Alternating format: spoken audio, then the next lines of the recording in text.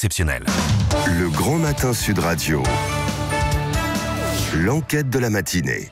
Il est 9h20, merci d'être avec nous. C'est la suite de notre débat ce matin avec nos invités, avec cette question que l'on vous pose ce matin. La France est-elle un pays répressif suite aux annonces de Jacques Toubon, le défenseur des droits, qui dénonce un recul des libertés, Véronique Jacquier? Eh bien, nos auditeurs se remontaient comme des pendules, puisqu'ils disent oui à 70%. La France est un pays de plus en plus répressif. Je vous donne les derniers commentaires, puisque nos auditeurs sont attentifs aux propos de nos invités.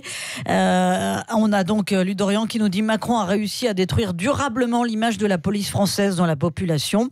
Bravo, la République en marche. Et puis un autre auditeur nous dit: dans ce pays, la police est à géométrie variable. On a une police forte avec les gens honnêtes et faible avec les voyous. Et on nous envoie une vidéo où on voit un policier s'en prendre un peu vertement à un gilet jaune. Et beaucoup des auditeurs de Sud Radio pointent effectivement une forme de laxisme de la police par rapport à ce qui s'est passé à Grenoble pendant 3 jours, le fait qu'on ne s'attaque pas aussi fortement aux émeutiers de Grenoble qu'aux gilets jaunes un peu partout en France. Qu'est-ce que vous répondez, Stanislas Godon, vous qui êtes secrétaire national d'Alliance Police Nationale? Alors d'abord, je vais répondre sur le fait que les policiers ne sont pas des cow-boys, et d'ailleurs le dernier rapport de l'IGPN l'avait bien démontré, puisqu'il avait même expliqué que tous les tirs qui avaient été effectués au sein de la police étaient justifiés.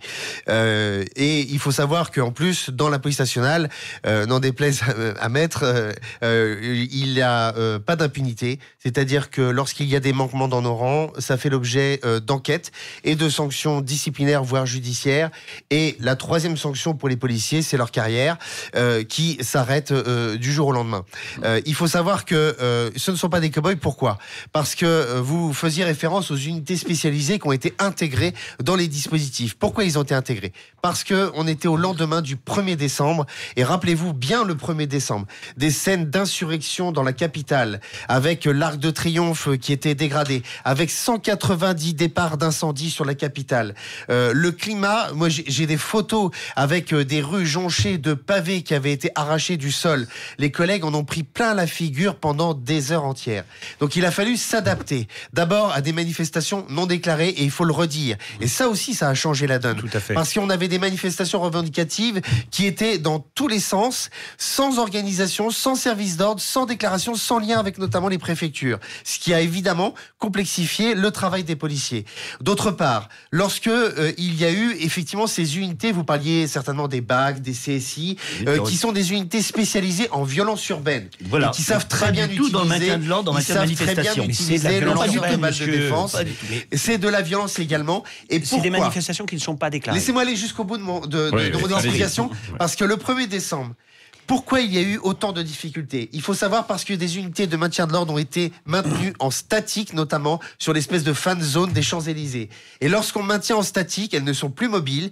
Et il n'y avait que 4 unités qui étaient mobiles en haut de l'Arc de Triomphe pour gérer les exactions de ces individus. C'est vous dire s'il y avait une disproportion. Donc c'est pour ça qu'on a adapté le dispositif. Mais Stanislas Godon, quand vous parlez d'adaptation du dispositif, on l'a vu qu'il a été adapté différemment suivant les différents samedis. C'est le cas de le dire.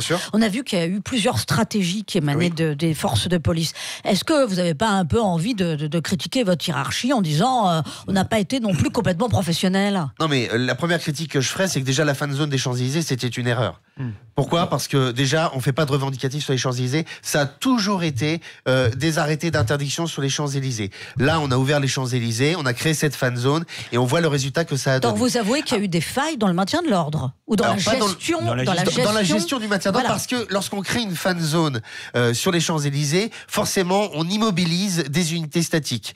Au-delà, évidemment, du périmètre Élysée, Assemblée nationale, qui sont le cadre institutionnel qu'il fallait préserver. Après, sur le reste, effectivement, la doctrine du maintien de l'ordre doit évoluer parce qu'on a affaire à de nouvelles violences, une nouvelle organisation.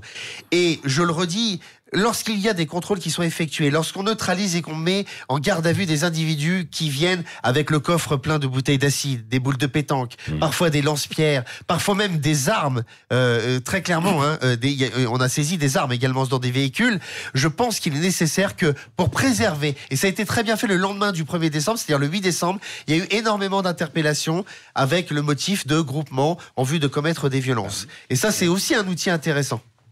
Jacques Tauban préconise, c'est pour ça qu'il dit qu'on est un pays de plus en plus répressif, l'usage des canons à eau, comme ça se fait en Grande-Bretagne et en Allemagne, plutôt que le LBD. Qu'est-ce que vous en pensez ? Monsieur Toumont, il se réveille un peu tard, puisque les lance-eau, ça fait déjà des mois qu'on les utilise. Oui, mais là, on ne les a pas beaucoup vus dans les manifs des Gilets jaunes. Stéphane Campana. Attendez, si j'ai bien entendu, M. Nunez, qui est secrétaire d'État à l'intérieur, a dit lui-même que peut-être, il s'en rend compte enfin, le calibre des balles n'était pas vraiment le plus adapté, qu'il fallait revoir ça. Il est temps qu'ils s'en aperçoivent. Quand on me dit qu'en effet, il y a des procédures contre des policiers qui ont commis des fautes, je me demande si ça va jusqu'au préfet de police qui a commis des fautes de gestion manifestes. Et je maintiens que l'intégration dans les forces de police spécialisées, formées à ça, pour le maintien de l'ordre dans le cadre de manifestations, à des forces de police qui n'ont pas du tout cette fonction, qui n'ont pas cette formation, et qui sont là pour, j'allais dire, aller maintenir l'ordre dans les banlieues contre des casseurs, mais des vrais, etc. Ça n'est pas du tout la même chose. Et que, en réalité, le motif pour lequel nous avons vu toutes ces bavures des gens éborgnés, etc., c'est bien parce qu'il y a eu un déficit de professionnalisme et le non-respect de la doctrine que vous voulez remettre en question. Et je le maintiens que les forces de gendarmerie n'ont pas eu une seule... Alors que répond la police à ça ? Stéphane Campana, qu'est-ce que vous répondez aux auditeurs de Sud Radio qui disent on a une police et donc une justice, pardonnez-moi, fort avec les faibles et faible avec les forts, c'est-à-dire vous qui avez été bâtonnier en Seine-Saint-Denis, on est plus tendre avec les émeutiers qu'avec les Gilets jaunes, d'où l'aspect répressif que ressentent les Français en ce moment. Non, mais attendez, c'est une impression. Ne croyez pas que la justice ne fait pas son travail. D'abord, en matière de gilets jaunes, elle a fait son travail. Oui, un peu trop de zèle, peut-être. Un peu trop de zèle. 8 et jours, attendez, les comparutions immédiates pleuvaient, les condamnations au tribunal de Paris. Je peux vous dire que les avocats étaient de permanence, les magistrats, tout le monde était de permanence la nuit jusqu'à 5h du matin pour juger. Alors qu'on ne dise pas qu'il n'y a pas de réponse de l'appareil judiciaire. Non, mais justement, est-ce qu'il y a autant de zèle pour les émeutiers en Seine-Saint-Denis et à Grenoble ? Je vous invite à venir au tribunal correctionnel de Seine-Saint-Denis de Bobigny et vous verrez qu'il n'y a pas de laxisme, que les prévenus sont condamnés. C'est une fable, c'est une légende urbaine de dire que la justice ne fait pas son travail et qu'elle ne condamne pas les violences. C'est pas vrai. Alors ça, évidemment, la police toujours que c'est jamais assez. Sur ce point-là, là, je rejoins le bâtonnier Campana. Sur ce point-là, il y a une réponse judiciaire, que ce soit contre les Gilets jaunes ou que ce soit contre d'autres émeutiers, etc. Et c'est vrai, alors, moi je suis plus avocat, mais je l'ai été. Je peux vous dire que ce soit à Paris ou en Seine-Saint-Denis, les peines qui sont prononcées en comparution immédiate, que ça concerne avant les Gilets jaunes ou autres, sont fortes. Et donc, il y a une réponse judiciaire. Concernant les policiers, il y a non seulement un contrôle... elles sont fortes. Non, elles sont fortes. Et concernant les policiers, seulement il y a un contrôle des juges, des magistrats, il y a aussi un contrôle... Il y a des récidivistes, en fait, qui ne vont jamais en prison, effectivement, et qui ont été...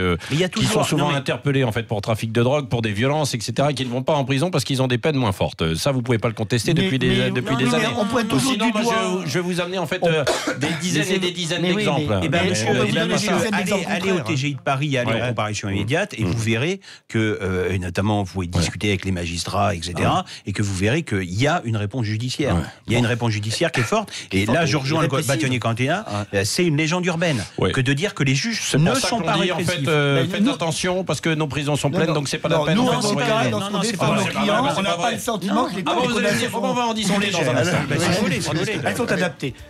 Restez avec nous, on revient dans un instant. Vous nous appelez 0826 300 300 et vous nous dites si effectivement la France c'est un pays répressif ou pas. Restez avec nous, 9h29.